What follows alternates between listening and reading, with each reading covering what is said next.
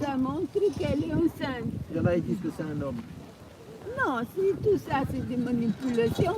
Je peux te dire que quand une fille marche en Bulgarie ou une femme, tout de suite on sait si elle est enceinte ou non. Ah oui. Parce que chez nous, c'est les femmes qui gèrent tout. Les hommes se promènent avec des séquelles au Japon.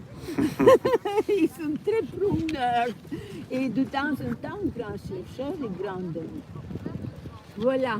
Tu regardes, j'ai voulu apprendre ce que mon père disait, regarde, sur le capital. Alors, Ça, c'est le livre de mon père. Tu vois? Et que j'ai fait avec quoi? Avec ses souvenirs de la résistance, qu'il avait écrit avec un petit crayon, n'importe comment, et il me l'avait laissé, et il fallait que je comprenne que c'est tellement important. Et avec ce qui se passe ici, comme ma mère disait, tu vas vivre dans la résistance où moi j'ai vécu et que je me suis retrouvée dans le nazisme financier en France. Qu'est-ce que j'ai fait? J'ai traduit son texte et après je suis allée en 1976.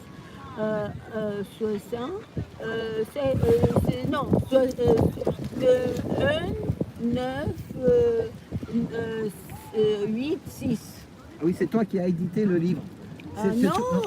C'est toi qui as fait éditer le livre. Tu as Oui, voilà. oui, C'est toi qui as sorti le livre de ton père. Oui, mais Voilà. tu sais, je suis allée, j'ai fait un grand film avec les résistants de l'époque de mon père, parce que justement, le mur de Berlin s'était écroulé. Ils disaient tout ce qu'ils pensaient, il y avait des vrais camarades que je connaissais. Et comme moi, Et comment il s'appelait le film alors? le film, le film, comment il s'appelait? C'était le suite de l'état de bonheur permanent. Je n'avais pas le film. Et ton père est décédé en quelle année? Mais il est décédé 89. Et le livre, il est sorti en quelle année? Il est sorti 2013.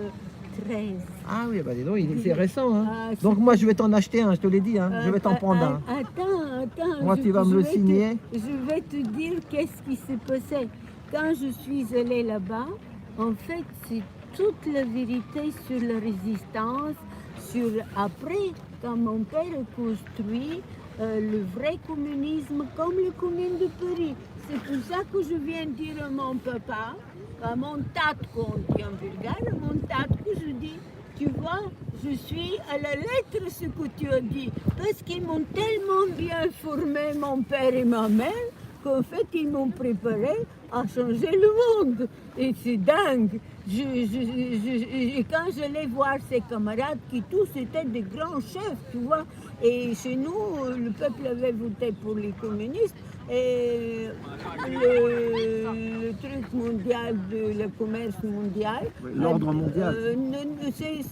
Comment s'appelle ça, un truc, il a dit qu'ils ne donneront pas l'argent à l'État si c'est les communistes qui gèrent, donc ils sont devenus socialistes, ça a énervé les vrais communistes. Bref, c'est le commerce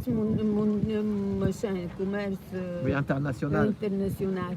Et c'est beaucoup pire parce que pour ce qui s'est passé, c'est beaucoup pire. Non, c'est rien, c'est la chaise.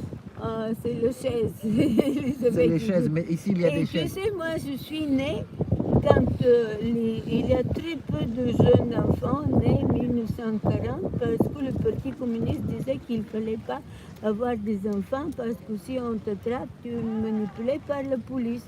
Et tous ont obéi, mais pas mes parents, évidemment. Et donc, il y a eu encore 2-3 comme moi. Ils me connaissaient tous.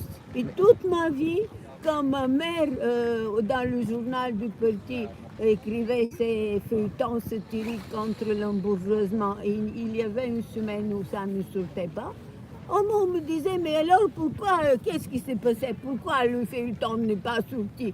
Et je dis, mais moi je suis Maria, je ne suis pas Nédiaque.